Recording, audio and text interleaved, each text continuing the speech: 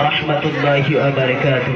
الحمد لله إن الحمد لله نحمده ونستغفره ونعوذ بالله من شرور أنفسنا ومن سيئات أعمالنا ومن يهده الله فلا مضل له ومن يضلله فلا هادي له وأشهد أن لا إله إلا الله وأشهد أن محمدا عبده ورسوله. فأعوذ بالله من الشيطان الرجيم. بسم الله الرحمن الرحيم. يا أيها الذين آمنوا اتقوا الله حق تقاته ولا تموتن إلا وأنتم مسلمون.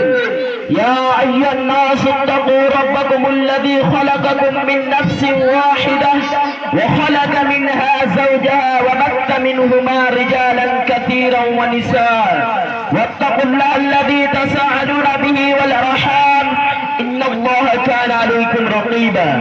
يا أيها الذين آمنوا اتقوا الله وقولوا قولا سديدا يصلح لكم أعمالكم ويغفر لكم ذنوبكم ومن يطع الله ورسوله فقد فاز فوزا عظيما. أما بعد فأعوذ بالله من الشيطان الرجيم. بسم الله الرحمن الرحيم. ومن الناس من يشتري لهو الحديث ليضل عن سبيل الله بغير علم ويتخذها هزوا أولئك لهم عذاب مهين وإذا تتلى عليه آياتنا ولى مستكبرا كأن لم يسمعها كأن في أذنيه وقرا فبشروا بعذاب أليم.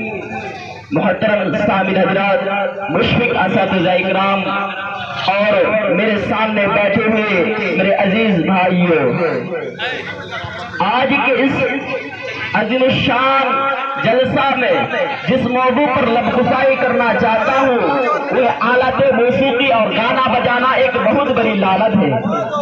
میرے پیارے بھائیوں، اللہ تعالیٰ قرآن مجید کے اندر کیا ہی خوب کہتا ہے، وَمِنَ النَّاسِ مَن يَشْتَرِي لَهْوَ الْحَدِيثِ لِيُضِلَّ عَن سَبِيلِ اللَّهِ بِغَيْرِ عِلْمٍ وَيَتَّخِذَهَا هُزُوًا أُولَٰئِكَ لَهُمْ عَذَابٌ مُهِينٌ وَإِذَا تُتْلَىٰ عَلَيْهِ آيَاتُنَا وَلَّىٰ مُسْتَكْبِرًا كَأَن لَّمْ يَسْمَعْ كَأَنَّ فِي أُذُنَيْهِ وَقْرًا فَبَشِّرْهُ بِعَذَابٍ أَلِيمٍ. اور لوگوں میں کوئی ایسا بھی ہوتا ہے جو اللہ سے غافل کرنے والی بات خرید لیتا ہے تاکہ بغیر علم کے اللہ کے بندوں کو راہ سے بھٹکائے اور اس راہ کا مذاق اڑائے. ایسے ہی لوگوں کے لیے رسوا کن عذاب ہے. اور جب اس کے سامنے ہماری آیتوں کی تلاوت کی جاتی ہے تو تکبر کے مارے اس طرح منہ پھیر لیتا ہے گویا کہ اسے انہیں سنا ہی نہیں، گویا کہ اس کے دونوں کان بہرے ہیں. لہذا آپ اسے دردناک عذاب کی خوشخبری دے دیجیے. ان آیت میں ان لوگوں کا ذکر کیا گیا ہے کہ اللہ سے غافل کرنے والی بات کو اس لیے خرید لیتے ہیں کہ ان لوگوں کو اللہ کے دین سے دور رکھے، دین الہی کا مذاق اڑائے. ان جیسے لوگوں کو اللہ تعالیٰ نے توہین امیز عذاب کی وعید سنائی. آیت کریمہ میں لہو الحدیث، اللہ سے غافل کرنے والی بات سے مراد گانا بجانا اور موسیقی ہے. متعدد صحابہ کرام رضی اللہ عنہ نے ان کی یہی تفسیر کی ہے. حضرت عبداللہ بن مسعود رضی اللہ عنہ جو کہ اولین صحابہ اکرام رضی اللہ عنہ اور فتویٰ دینے والے صحابہ اکرام رضی اللہ عنہ میں سے ایک جلیل القدر صحابی تھے. ان سے جب اس آیت کے بارے میں پوچھا گیا تو انہوں نے فرمایا الغنا واللہ الذی لا الہ الا هو یرددها 3 مرات. اس ذات کی قسم جس کے سوا کوئی معبود نہیں، اس سے مراد گانا ہے. انہوں نے 3 مرتبہ اسی طرح کا. ترجمان القرآن عبداللہ بن عباس جن کے بارے میں اللہ کے نبی جناب محمد رسول اللہ صلی اللہ علیہ وسلم نے یہ دعا کی تھی، اللہم علم التاویل وفقہ فی الدین. یا اللہ اسے قرآن کی تفسیر کا علم دے اور اسے دین کی سمجھ نصیب فرما. وہ بھی اس آیت کے بارے میں یہی کہتے ہیں کہ لہو الحدیث سے مراد گانے گانا اور ان کا سننا ہے. حضرت جابر بن عبداللہ انصاری رضی اللہ عنہ نے بھی لہو الحدیث کی یہی تفسیر کی ہے کہ اس سے مراد گانے گانا اور ان کا سننا ہے. اور ایک مقام پر اللہ تعالیٰ کا فرمان ہے افمن ھذا الحدیث تعجبون وتضحکون ولا تبکون وانتم صامدون. کیا تم لوگ اس بات کو سن کر تعجب کرتے اور ہنستے اور روتے نہیں ہو اور غفلت میں مبتلا اور ہنس رہے اور تمہارے اوپر اس کا ذرا سا بھی اثر نہیں ہوتا. اس آیت کریمہ میں کفار کو توبیخ ہو رہی ہے کہ تم قرآن مجید کو سن کر اس کا مذاق اڑاتے ہوئے ہنستے رہتے ہو. ہونا تو یہ چاہیے تھا کہ تم اسے سن کر متاثر ہوتے اور رو دیتے، لیکن تم اس کے برعکس ہنس کھیل رہے ہو اور تمہارے اوپر ذرا سا بھی اثر نہیں ہوتا.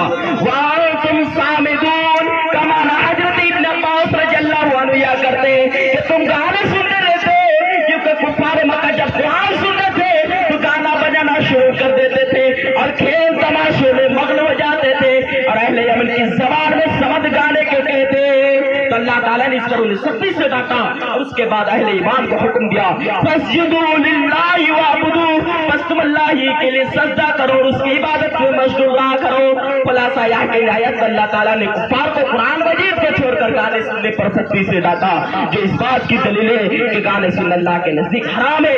اگر یہ حرام نہ ہوتا محترم سامعین کرام تو اللہ تعالیٰ گانے سنا حرام ہے. میرے بھائیوں اب آئیے نبی کریم صلی اللہ علیہ وسلم کی احادیث مبارکہ سے جاننے کی کوشش کرتے ہیں کہ آپ صلی اللہ علیہ وسلم نے موسیقی اور اس کا حالت کے بارے میں کیا ارشاد فرمایا ہے. حدیث نبویہ میں موسیقی کے حرام ہونے کی دلائل. پہلی حدیث حضرت ابو مالک اشعری رضی اللہ عنہ بیان کرتے ہیں کہ اللہ کے نبی جناب محمد رسول اللہ صلی اللہ علیہ وسلم نے ارشاد فرمایا لا يكونن من امتی اقوام يستحلون الحر والحرير والخمر والمعازف، میرے امت میں ایسے لوگ یقیناً آئیں گے جو زنا، ریشم کا لباس، شراب نوشی کو حلال سمجھیں گے. اس حدیث میں پوری صراحت کے ساتھ ڈھول بجا کو حرام قرار دیا گیا ہے میرے پیارے بھائیوں. حالانکہ حالت موسیقی بہت بڑا گناہ ہے. دوسری حدیث حضرت ابو مالک اشعری رضی اللہ عنہ بیان کرتے ہیں کہ اللہ کے نبی جناب محمد رسول اللہ صلی اللہ علیہ وسلم نے ارشاد فرمایا لا يشربن اناس من امتی الخمر ويسمونها بغير اسمها يضاف على رؤوسهم بالمعازف والقينات واستحلت الخمر. میرے امت میں کچھ ایسے لوگ بھی ہوں گے جو شراب کا نام اور کچھ لیں گے اور کچھ رکھ لیں گے اور ان کے سر کے پاس آلت موسیقی بجائے جائیں گے، اور ان میں سے کئی لوگوں کو اللہ تعالیٰ ان کی شکلوں کو بندر اور سور کی شکل میں تبدیل کر دے گا، اور انہی میں سے کئی لوگوں کو زمین میں دھسا دے گا اللہ تعالیٰ. تیسری حدیث میں اللہ کے نبی جناب محمد رسول اللہ صلی اللہ علیہ وسلم نے کیا ہی خوب کہا ہے سَيَكُونُ فِي آخِرِ الزَّمَانِ غَزْوٌ وَغَزْوٌ وَنَصْرٌ قِيلَ وَمَا ذَلِكَ يَا رسول اللہ قال اذا ظهرت المعازف والقينات واستحلت الخمر. آخری زمانے میں لوگوں کو زمین میں دھسا دیا جائے گا، ان پر پتھروں کی بارش کی جائے گی، ان کے شکل مسخ کی جائے گی. آپ صلی اللہ علیہ وسلم سے پوچھا گیا کہ اللہ کے نبی ایسا کب ہوگا؟ آپ صلی اللہ علیہ وسلم نے فرمایا جب آلت موسیقی پھیل جائیں گے، گانے عام ہو جائیں گے، شراب کو حلال سمجھا جائے گا. اس حدیث میں آپ صلی اللہ علیہ وسلم نے پیشن گوئی کرتے ہوئے ارشاد فرمایا جب آلت موسیقی پھیل جائیں گے، گانے عام ہو جائیں گے، شراب کو حلال تصور کر لیا جائے گا، تو ان سب تین صورتوں میں سے اللہ تعالیٰ کا سخت پہلا سخت عذاب نازل ہوگا. پہلا سخت یعنی زلزلوں کے ساتھ لوگ زمین بارش ہو جائیں گے، لوگوں کے بڑے بڑے عمارتوں زمین بوس ہو جائیں گے.